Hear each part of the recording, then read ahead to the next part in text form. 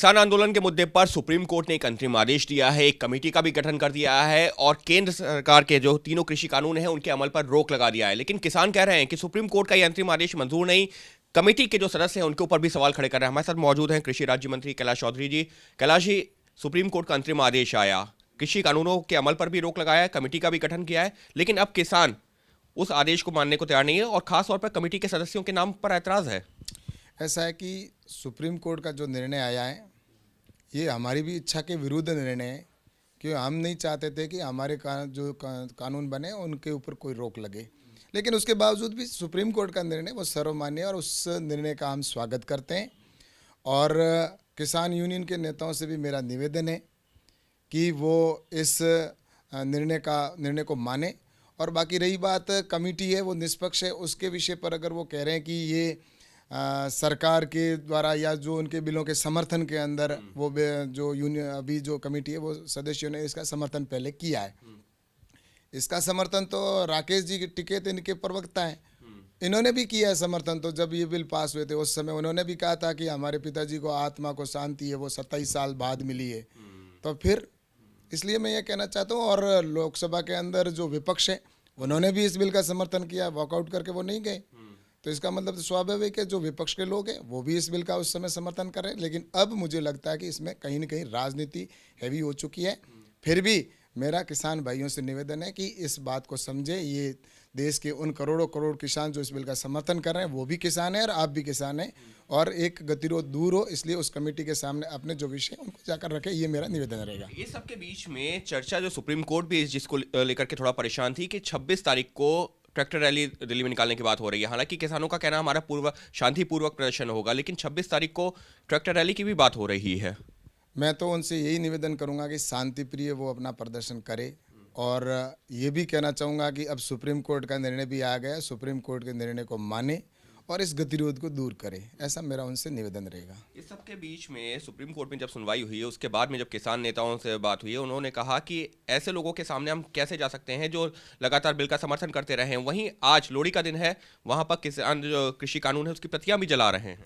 ऐसा है कि जो समर्थन में है, तो मैंने पहले भी कहा ना, राकेश जी टिकैत ने भी तो इनका समर्थन किया है, वो उनकी कमेटी में है, और ऐसे कई और नेता हैं जिन्होंने भी इस प्रारंभ में इस बिल का समर्थन किया है। तो मैं तो ये कहता हूँ ये बिल वास्तव में किसानों के हित के, किसान को आज़ादी देने वाले हैं। ये मांग किसानों ने लंबे समय से की है, और किसान यूनियन के नेता हमेशा से कहते रहे आए हैं कि कब स्वामीनाथन आयोग की सिफारिश को लागू करेंगे।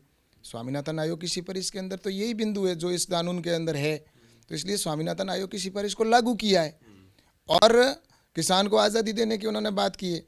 तो इसमें हमने आज़ादी देने का काम किया। तो मैं ये कह सकता हूँ कि ये बिल है वो किसान के हित के बिल हैं, और इस बिल की आत्मा को समझेंगे और ज़रूर निष्पक्ष जो कमेटी है उसके सामने जाकर, और इनका जो कोई समाधान शंका है तो उसका समाधान कमेटी दूर करेगी। गणतंत्र दिवस वाले दिन ट्रैक्टर रैली की जो बात हो रही है वो जिसको अभी मैंने पहले भी सवाल पूछा कि सुप्रीम कोर्ट ने भी उसको चिंता जताई है, और साथ ही में ये सवाल भी जताया है कि कहीं ऐसा तो नहीं कि हिंसात्मक हो, हिंसा को रोकना भी एक जो है बड़ा दायित्व है किसान संगठनों का भी। तो सुप्रीम कोर्ट ने अपील भी की है कि आंदोलन की, सुप्रीम कोर्ट की बात को मानते हुए आंदोलन जारी भले ही रखें लेकिन शांतिपूर्वक रहे और महिलाओं बुजुर्गों बच्चों को वापस भेजें। मेरा तो यही कहना है कि भारत माता में जो विश्वास रखता है वो गणतंत्रता दिवस या स्वतंत्रता दिवस के ऊपर ऐसा कोई काम नहीं करेगा जिससे कि पूरे विश्व के अंदर भारत का मान और सम्मान कम हो। इसलिए मेरे किसान भाइयों से निवेदन है, जो यूनियन के नेता हैं वो इस बात को समझे, हम सभी भारत माता के लाल हैं, और इस बात को समझे कि हमें हमारे देश का मस्तक कहीं पर भी पूरे विश्व के अंदर हमें किसी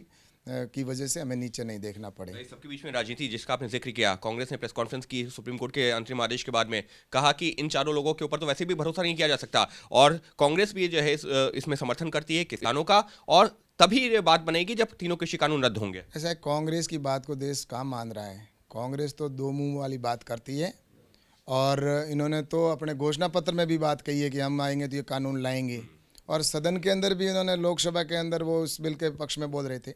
तो इसलिए कांग्रेस की बात को देश कोई महत्व नहीं देता है। और मैं तो ये कह सकता हूँ कि किसी कांग्रेस के जो नेता है या राहुल गांधी जी आकर कह दे कि हमने अपने घोषणा पत्र के अंदर ये बात नहीं कही है, तो हम मान लेंगे कि वास्तव में ये सही है। और इन्होंने अपने कई वक्तव्यों के अंदर भी कहा है, संसद के अंदर कहा है, और अपने सार्वजनिक मंच पर इन्होंने कहा है कि हम आएंगे तो ये बिल लाएंगे, या हम मंडी के बाहर भी किसी भी जगह पर अपनी फसल को वो बेच सके, ऐसे विकल्प खुले होने चाहिए। तो ये राहुल गांधी जी ने खुद ने कहा, जो इनके राष्ट्रीय अध्यक्ष भी रहे।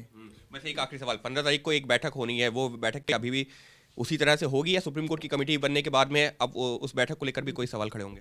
अभी इसके ऊपर निर्णय होना बाकी। अभी 15 तारीख की बैठक के ऊपर निर्णय होना बाकी है, लेकिन साफ तौर पर कृषि राज्य मंत्री का यही कहना है कि किसानों ने जो मांगे उठाई थी सालों से, ये कानून उन्हीं मांगों को जो है ध्यान में रखते हुए बनाया गया है और ऐसे मुद्दों पर राजनीति नहीं होनी चाहिए। और जबकि सुप्रीम कोर्ट ने कमेटी बना दी है तो उस कमेटी के सामने जा करके खुले मन से चर्चा होनी चाहिए और इस गतिरोध को दूर करना चाहिए। कैमरा पर्सन अजय तिवारी के साथ अंकित गुप्ता, एबीपी न्यूज, दिल्ली।